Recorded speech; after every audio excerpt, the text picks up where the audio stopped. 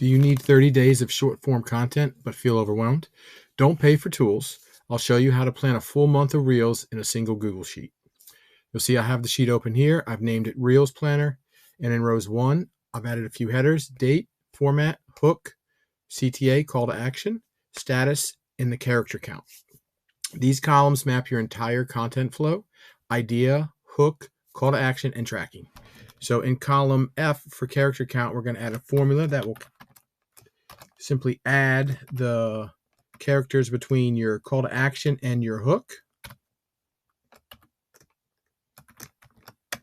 And this will let you know if it's too long or not, because ideally you want to be under 200 characters for these things. And then we're going to go ahead and add some drop downs for the status column to let you know to track your progress, see where you are, see where you get stuck. So what you want to do here is you highlight the cells you want.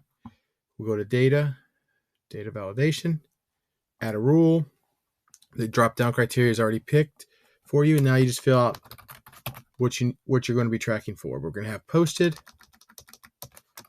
scripted, added item, filmed, and posted. Once you do that, you click done. Now we're going to go ahead and add in the same column, we're going to go ahead and color code it so that you can use the colors to visually spot what's ready and what's not. So with the same group of cells highlighted, we'll go to format, conditional formatting. The rule we want is the text is exactly, and then we're just going to put the 4 words in again. So posted. We'll make that green. And once you can click done, and then we'll just click add another rule. Text is exactly. The next one was scripted. We'll make that yellow.